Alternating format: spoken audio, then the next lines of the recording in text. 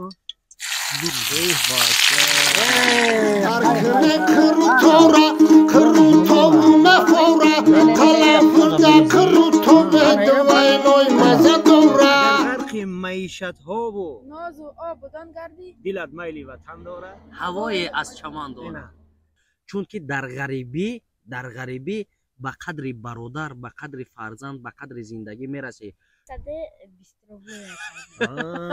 یعنی در خونه میرای کودک توجیکی السلام علیکم میگوش تو تا کوی میگه نمیدونه او قبول وطن ایو خیلی که رنگ سگ بودک فقط سری مکتب میرفتن تو پیش اتوبوس میرفتن با عبرت خودش می اومدک خونه این میشونه که کاردان میگیرم و چی میگه السلام علیکم بابام تا نشون دادک تراکتور هم های کنی را بابام نشون دادک برای همین گپات میفرامده برای همین برادرها انتظار شن یا لایک یک کمیتر دریغ نداره قروتو هم میارن این همه ناز و نعمت یعنی خاندان بازاری نه برادرم رحیم پروداکشن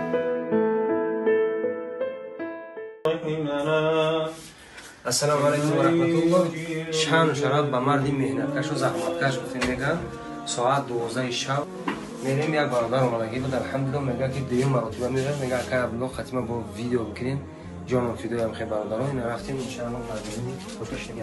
السلام علیکم و رحمت الله. و علیکم السلام و رحمت الله. سلامتی خوبه؟ دیدین وطن انگیزش میشه در این دویم مرتبه اومده سه که ابلو گفتن ختمه ویدیو بکنین گفتنیم که یک جنوب همین هجومات سنت پیامبر صلی الله علیه و سلم ما اینا یا برآمدم اکم یونو گوپیو غمیدود خدا را شکر الحمدلله خیلی بهتر شدم اینا کرد اومدم نصیب ان شاء الله ایسر میگیرم شفاش الله میتونه که سبب میشه بهترین هزار احمد باکی عبدالله کی از سخنهای بهترین میشه سلامت باشین هزار احمد باکی جون آمود باشین خوش آمدید برادر جان شما میتونید برادر جان در هجومای ما نه اینکه فقط هجومه است کاستاپراف مانوال مساج بغیر زی مساج پراستاتیت دیگه همه نمودی مساج ها الحمدلله که هست برای فهمیدن شما در زیر نوار نمره ما وجود داره ان شاء الله بنویسین و با شما با اردی کردن میفرمایید همه کسا خوش اومدین شما رو دیده تاج سر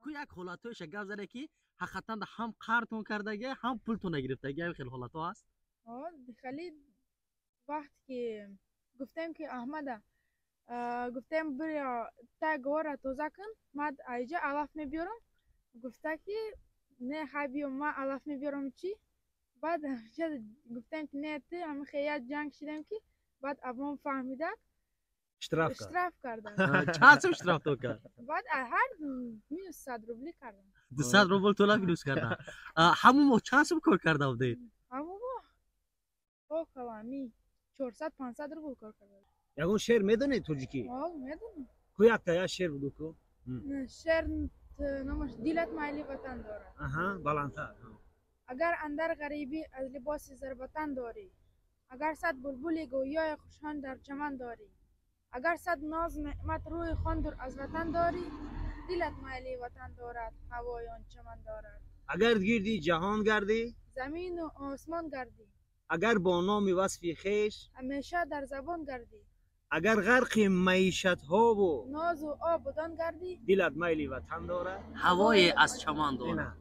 ای باور که دوستان عزیز این شعر محمد اقبال اخی خیلی که ان شاء الله این شعر الکای وصف چند کس کردگی و چندین برادرام با مانند غزل خوندگی اند دوستان عزیز اویلایی که امروز ما ششتگیم یا نه این که اویلا یک برادر هم بگیم خطا نمیکنیم چون که در غریبی به قدر برادر به قدر فرزند به قدر زندگی میرسی چون که جایش میشوه پسر به مانند برادر میشوه پدر به مانند مثال رفیق میشوه برای چی حالتایی هست که باید ثابت برادران رو بتا حالتی هست که باید از پدر بدن نه اینکه بلکه از پدر دم نزدیک بدن یک حالتی که مثال فرزند غم داره درد داره یا مکتب میره یک محیطی هست که همه اوروز توجیه کم زبان کم برای همین هر کس هم گفتار و کردار در ایجا کو حاگیزه مقصد تامین کردن نمیتونه بسیار شخصیت هایی هستن که علاقه کودکاشون زبان توجیکی را از یاد برآوردگی ان در خونه میره کودک توجیکی السلام علیکم میگوش تو تکوی میگه نمیدونه این چی معنی را داره بعد 1 سال بعد 10 سال بعد 20 سال پس الکی نسل توجیک گم میشه خودش احساس. بله سوالم با که سوال تین کو همین در خانواده شما فقط توجیکی گپ میزنین یا کی در خانه ما من فرزند شاهد الله شاهد زبان روسی گپ زدن 100% من زبان روسی آموختن اجازه زبان انگلیسی آموختن اجازه من یک برادر خطی 1-2 ماه پیش شناس شدیم زبان خطایی میآموزه یک مبلغ نه چیز میگیره نکی زبان آموختن همش اجازت هست لیکن با زبان روسی در خانه بین یک دیگر گپ زدن من برای ما توجیک الحمدلله مسلمان باید توجیک ما فراموش نمیکنیم که ما فرزند توجیکستان. سلامت باشین اکای سهراب جان. باور که این میرم شیر نوشیدم یک طعمی بامزه داره که باور که هم خیلی وصف کنم همش باور که بله برادران همه چیز گپ زدیم اکای سهراب شناس کردیم و نام و نسب فرزندان را نکردیم با کدام خاطر که باور که یک حسیات پیش رو من اومد الکی فکر کردیم که همه را شما هم میشناسین برادران با هم خاطر بیا یکم سر میکنه از انمی دو درچه شاروخ خانم نام و نسب شما چند سال هستین؟ نام عمر جلیل 10 ساله یا؟ صرف چند میخونی؟ صرف 4 ملادیس یگان حالتی انمی زندگی را نقل کرده میتونه که یگان وقت پدرت اشترافت کرده باشه یا یگان برادرت فهم کردگی پولش گرفتگی باشه خیلی حالتاش شدگی ان یا فهم کنی بلندتر گفت چی فهم شو کردی اوام یا بار 650 رو دادن و اکام گفتن که دیکاسا جمع میکنن من خودم تا جمع کردم و گفتن که بیا 350 میکنیم لیکن باید 220 روبل کردیم یعنی 350 روبل خودت گرفتی 325 خودش توقع گرفتی 325 دیگر این هر داده یا نفهمیدن دیده برادر همه چالاکی هم در همه جا در کارای دیم برادر عزیز نام نسب شما چند ساله این من احمد من 13 ساله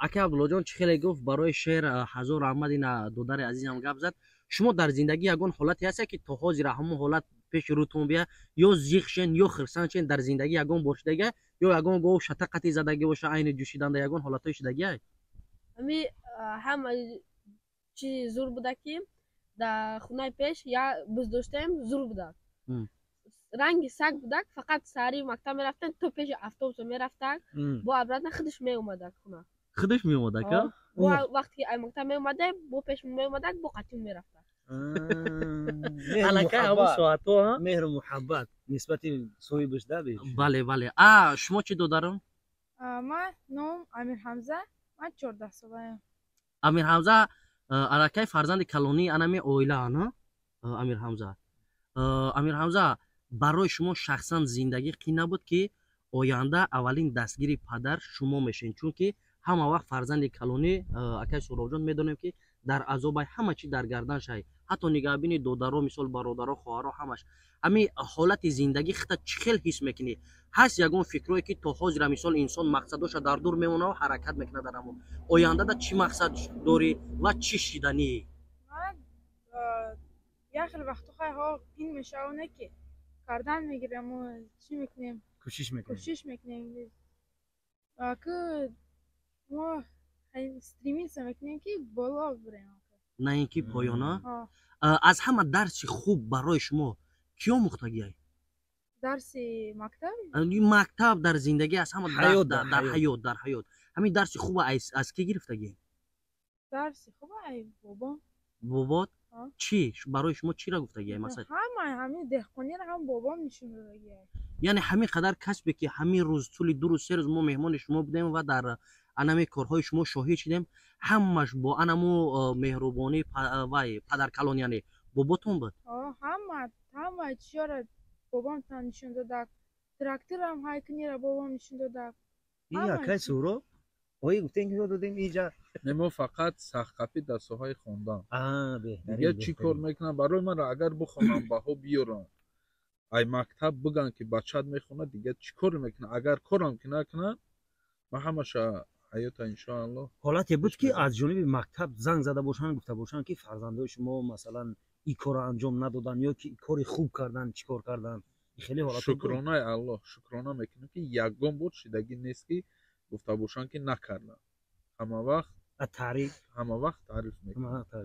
вале бо ҳастам бихе вақтое ки вақте ки яка ҳаракати худшона аввал аз ҷониби Аллоҳ, барои чӣ ки Аллоҳ нахоста боша ягон кор намешавад. ба розигии Аллоҳ ягон корро пешравӣ мекунад, дар байни падаро модаро камакак нофаҳмӣ мешавад ки чӣ хел мегӯяд дар забони русӣ тоҷик омада дар Россия медал якум ҷоро мегира, фарзандои мо дуюм ҷо. Грамотаро якум ҷо мегира, фарзандои мо дуюм ҷо. бигзор мо ҳам имрӯз дуо мекунем ки дар ҳамин сари хони шумо Аллоҳи мутаол анами ниятҳои шуморо, анами ҳар коре ки мекунен Худои бузург фақат баровардаву хайр бигардона, фарзандакатона умри дарозу пурфайзу пурбаракат бета, хонадонатон баракат бетия, дар ӯ касбу кортон баракат ато бикуна. ҳар куҷое ки ҳастен, чӣ муроду мақсаде дорен, Худои бузургам баровардаву хайр бигардона. бале ҳазор раҳмат дӯстони азиз, як суоли дигар акай Суроҷон метем ки акай Суроҷон гуфтанд ки тӯли 20 сола ки мо мақсад марди кор шидагем, аз Тоҷикистон биромадагӣ ва рафтагӣ тӯли 11 сол оилавӣ биромадагӣ омадагем. дар инҷа мисол хеле ки ҳамаи бародаро бисёр бародарои тоҷик на фақат ба Россия ба дигар давлатҳо муҳоҷират мераванд. шахсан ман ҳамин хел фикр мекунам ки вақте ки як ҷо ки рафти хта ғариб набояд ҳисоб кунӣ. ҳо медонӣ ки ватана дар Тоҷикистон ай меҳр муҳаббат дар Тоҷикистон, леки вақте ки хта ғариб ҳисоб мекунӣ худта одами дуюм марҳила ҳисоб мекунӣ дар байни ҷомеае ки ҳаст. қабул ватани иё хеле ки пайғамбар саллаллоҳу алайҳи ва саллам мегӯяд дар куҷое ки рафте ай дини ислом наброед, дар қонуни ҳаму давлат як коре накуне ки фитна шавад. барои ҳамин мо ина чанд сол донишгоҳи давлатии тиҷорати Тоҷикистон факултаи иқтисодиёти ҷаҳон ва ҳуқуқа хатм кардем. дар ҳамин соли 1999 1100солагии Исмоили Сомонӣ ҷашн гирифта шуд. ҳамин як деҳқонӣ як шохаш ай ҳамун ҷо сар шуд ки пеш ай донишгоҳи тиҷорат, донишгоҳи технологӣ, шиори худшона мегуфтанд дар бораи технология, дуюм ҷо донишгоҳи давлатии тиҷорат барои иқтисодиёт шиори худшона гуфта дар пеши Исмоили Сомонӣ дар пеши сарварои давлат мегзаштанд. аз хафои донишгоҳи тиҷорат донишгоҳи аграрӣ буд. ҳамин як шиоршон ҳамин буд ки ҷаҳонро хӯрамизи деҳқон аст. аз деҳқон аст. ҷаҳонро хӯрамӣ аз деҳқон аст. фикр мекардам ки чӣ хел бошад ки техникаву технология мондагӣ ин бародарои қафо ай донишгоҳи аграрӣ мегӯянд ки аз деҳқон аст. не ки бо мурури забон мисолна мо дидем ки мисолна шумо як курта мехарӣ, як шоке мехарӣ ки мепӯшӣ, як бор мехарӣ 3 моҳ 4 моҳ мепӯшӣ, мешава 1 сол мепӯшӣ, 2 сол мепӯшӣ. не ки маҳсулоте ки барои хӯрдан дар корай ҳар рӯз магарам истифода барем. барои ҳамин як пешравии оила, як пешравии ҷамъият, як пешравии давлат ҳам бигем хато намекунем. як шохаи ҳамин аз деҳқон аз ӯ сарв гоҳи бӯстон аст мегӯям. ҳамин давоми шеърда акай Суроҷон лутф фармуда бигӯед ки ҳамин фарзандо кадомаш дар ватан таваллуд шуда ки кадомаш дар ҳамин ғарибӣ? мана Амир Ҳамза, Аҳмад, Умар ё зодаи Тоҷикистон. дар Тоҷикистон таваллуд кардам. баъд 1-3 соли охир дар тарбияи бобову бибӣ. мана чанд сол шуд модари меҳрубона надем, модар дар Тоҷикистон. сахт ёд кардем. иншоаллоҳ ҳамин сол ният дорем. мана дар инҷа ҳамаш ба розигии Аллоҳ не ки дуюм падар ҳамиҷа ёрдам мекунад, дар бисёр корҳо маслиҳат метаҳад, ҳамаш ба ёрдами ҳамуо. ана ин Ҳузайфа дар Россия таваллуд шудагӣ, як духтарчаи дигармонам дар ҳамин Россия таваллуд шудагӣ. ассалому алайкум. ассалому алайкум. чӣ хели? ту тоҷики ё рус? о тоҷикӣ медонӣ? Молодцы, молодцы. دوستان عزیز الله نگهبان هر یکی ما و شما باشه. کسانی تا آخر برنامه تماشا کردین هزار رحمت کلان. چیزگاه ها یا قرطو دیگه فریمدگین قرطو میاریم مخده بعد شما اگر نه برادرو بسنولی انا اکی قرطو جای قزقیش برای قرطو توجیکی اکا برای همین گپود میفرامده برای همی برادرو انتظار شن یا لایک یا کامنتر دریغ نداره قرطو میارن این همه ناز و نعمت یعنی خاندان بازاری نه برادرم برای همین قرطو میاره جذب سر میشوه. بیارش برادرم. دربوش جانم بیا. طالبان اومدن بیا کو. بیا. انا قرطو بای. این ایرا میریزمش کمتر. پیاز روغن نیست یا کی؟ نه ایرا پیاز میریزی. انا ایرا بعد انا. ها روغن. پیشتر.